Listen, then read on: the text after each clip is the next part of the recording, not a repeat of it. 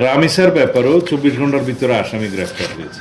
চটজলদি করে আইন প্রণয়ন করে ফেলা, কোনো আদালত সৃষ্টি করে ফেলা, এগুলো ইমোশনালি করা যায় না। জননিরাপত্তা এবং জনপ্রত্যাশা অনুযায়ী শান্তি নিশ্চিত করার জন্য যা যা কিছু করার দরকার আমরা করার চেষ্টা করছি। আমি বলছি এটা জাজমেন্ট হয়ে গেল। আমার মনে হয় আমাদের মাননীয় আইনমন্ত্রী আজকে এই ব্যাপারে প্রেস ব্রিফিং করেছেন রামিসা দর্শন এবং হত্যার বিষয়ে।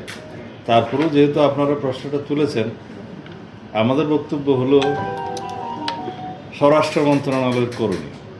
রামিসার ব্যাপারেও ২৪ ঘন্টার ভিতরে আসামি গ্রেফতার হয়েছে এবং তার রামিসার যে প্রধান আসামি দর্শক, তার নাম সম্ভবত সোহেল, তার স্ত্রী সহ তাদেরকে গ্রেফতার করা হয়েছে।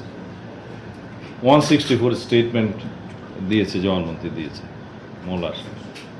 আমরা এইটুকু এক্সপিরিয়েন্স দিতে পারি, আমাদের পক্ষ থেকে সংক্ষিপ্ত সময়ের ভিতরে সুষ্ঠু তদন্ত করে চার্জশিট দাখিল করা হবে।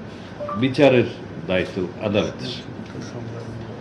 বিচারহীনতার যে বিষয়টা সবাই সবসময় বলে থাকে, এটা সর্বক্ষেত্রে সঠিক নয়। কিছু কিছু ক্ষেত্রে বিচার বিলম্বিত হয়, সেই জন্য মানুষ মনে করে হয়তো বিচার পাবে না।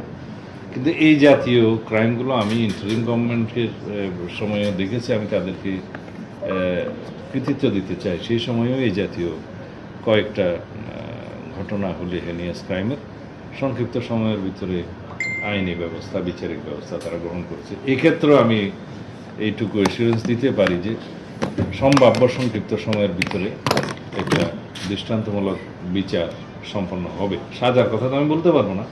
আইন শৃঙ্খলা এটা সমুন্নত রাখার জন্য, দেশের জননিরাপত্তা এবং জনপ্রত্যাশা অনুযায়ী শান্তি নিশ্চিত করার জন্য যা যা কিছু করার দরকার আমরা করার চেষ্টা করছি। আর পুলিশ সিস্টেমের মধ্যে আমরা অনেক রিফর্ম, অনেক সংস্কার করার চেষ্টা করছি। আমাদের অনেক কিছু করার বাকি আছে, সেটা আমি মানি।